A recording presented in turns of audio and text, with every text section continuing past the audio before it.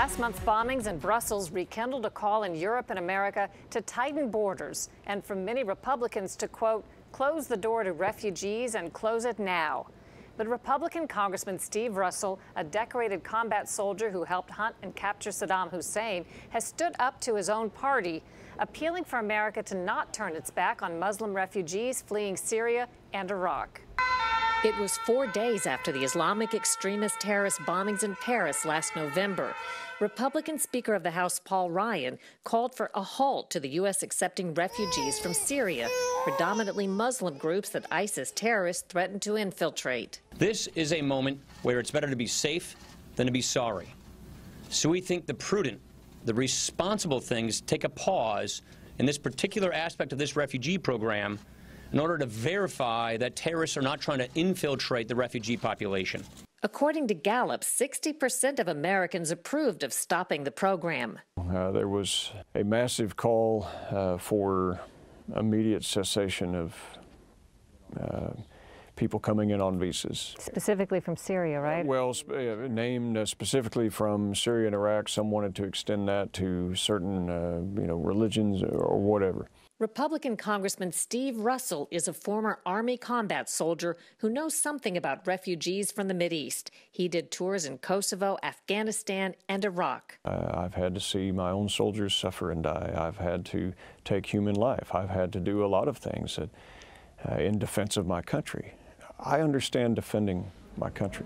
Russell insists refugees from Syria are no threat to national security.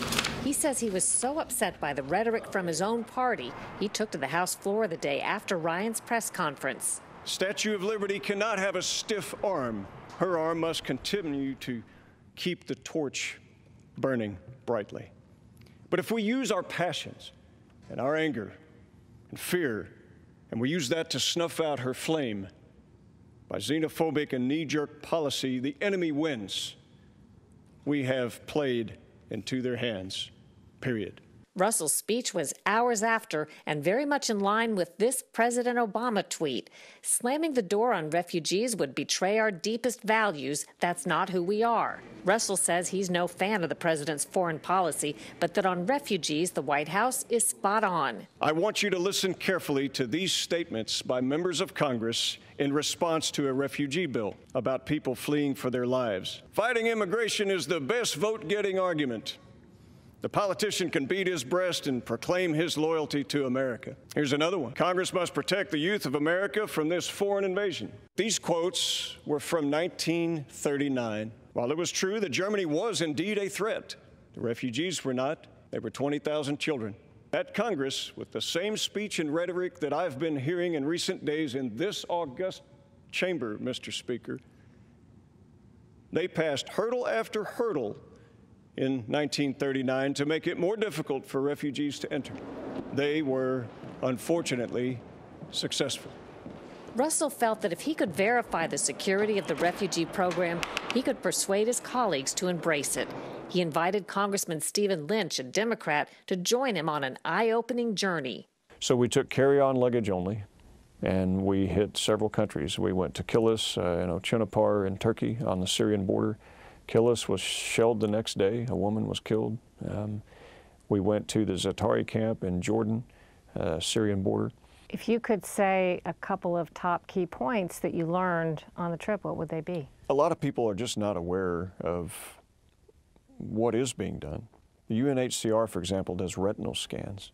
There's clear identity of these individuals. UNHCR is the United Nations High Commissioner for Refugees, which helps resettle refugees to countries like the U.S. The other thing we found is that they were not under-documented. They were over-documented. They're coming out of a dictatorship. If you don't have your papers, you'd be hauled away. So they would have passports, they would have licenses, they would have marriage and birth certificates, sometimes as many as 20 pieces of documentation. So then the real question came, who are they and who would we be letting here? They literally are some of the most vulnerable people. President Obama has pledged to bring 10,000 Syrian refugees to the U.S. this year. But FBI Director James Comey testified the federal government has no way to do thorough background checks on them. We can only query against that which we have collected.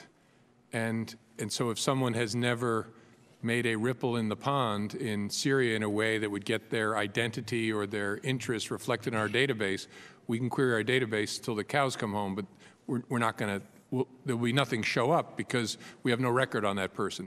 And Americans hear their own Homeland Security officials and FBI say, we don't know who's here, we haven't been able to track them, so they don't have the faith that maybe some of them are well checked and maybe most of them are well-meaning, but we know that terrorists are trying to exploit this system to enter the U.S. Is there a way to guarantee people don't slip through? Timothy McVeigh killed 167 people in my hometown of Oklahoma City, leveled a federal building, wounded hundreds.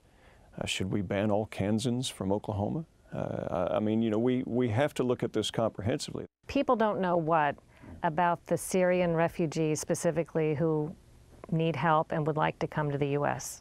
Don't confuse the narrow hundreds of Syrian war refugees in great need with the larger issue of refugees and immigration. They are not the same. One is a heavily vetted program that is, in my estimation, probably one of the most secure things that we do on immigration. The latest bombings in Brussels may distance Russell even further from some Republicans. And we need to immediately halt the president's ill-advised plan to bring in tens of thousands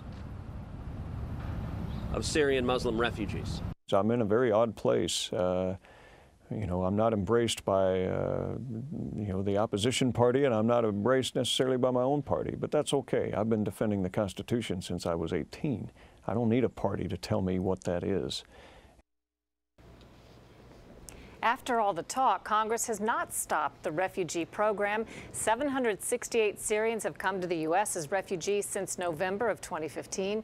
Russell is working to shape a bill that would tighten security screenings while keeping the refugee pipeline open. And still ahead on Full Measure, March Money Madness. We take a look at the brackets that break down some of the biggest projects that have wasted your tax dollars.